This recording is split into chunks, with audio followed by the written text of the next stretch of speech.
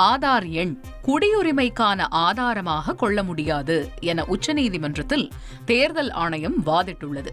பீகாரில் வாக்காளர் திருத்த முறையை எதிர்த்த ரிட் மனுக்களை உச்சநீதிமன்ற நீதிபதி சுதான்ஷு தூலியா, ஜோய்மால்யா பக்ஷி ஆகியோர் அடங்கிய அமர்வு விசாரித்து வருகிறது. இந்நிலையில் தேர்தல் ஆணையத்தின் சார்பில் ஆஜரான மூத்த வழக்குரைஞர் ராகேஷ் திவிவேதி ஆதார் எண் இந்திய குடியுரிமைக்கான ஆதாரமாக கொள்ள முடியாது என வாதிட்டார்.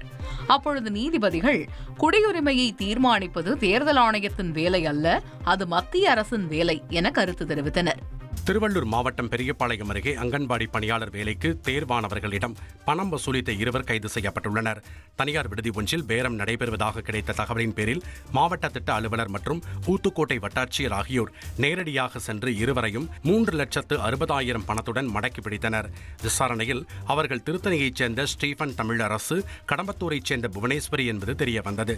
இருவரும் அங்கன்வாடி பணியாளர் வேலைக்கு தேர்வானவர்களின் பட்டியலை சேகரித்து அவர்களிடம் பேரம் பேசி பண வசூல் வேட்டை நடத்தி வந்தது தெரியவந்தது.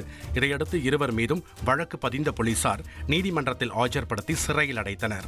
தொடக்க வேளாண்மை கூட்டுறவு சங்கங்களில் விவசாயிகள் பயிர்க்கடன் பெறுவதற்கு சிபில் ரிப்போர்ட் பெற வேண்டும் என்கிற நிபந்தனையை அரசு ரத்து செய்ய கோரி சென்னை எழும்பூரில் விவசாயிகள் அடையாள உண்ணாவிரத போராட்டம் நடத்தினர். சுமார் 25 விவசாய சங்கங்களைச் சேர்ந்த விவசாயிகள் பங்கேற்ற இந்த போராட்டத்தில் விவசாயிகளுக்கு எதிரானவை போல கூட்டுறவு சங்கங்கள் நடந்து வருவதாக கோஷங்கள் எழுப்பப்பட்டன. கூட்டுறவு சங்கங்களுக்கு விவசாயிகளே வரக்கூடாது என்ற நிலை ஏற்பட்டுள்ளதாகவும் விவசாயிகள் குற்றம் சாட்டினர். ட்ரெண்ட ஃப்ரெண்ட் ஆக்கிக்கோங்க. தந்தி டிவியின் சப்ஸ்கிரைபர்ஸ் அண்ட் ஃபாலோவர்ஸ் குடும்பத்துல நீங்களும் இணையுங்க.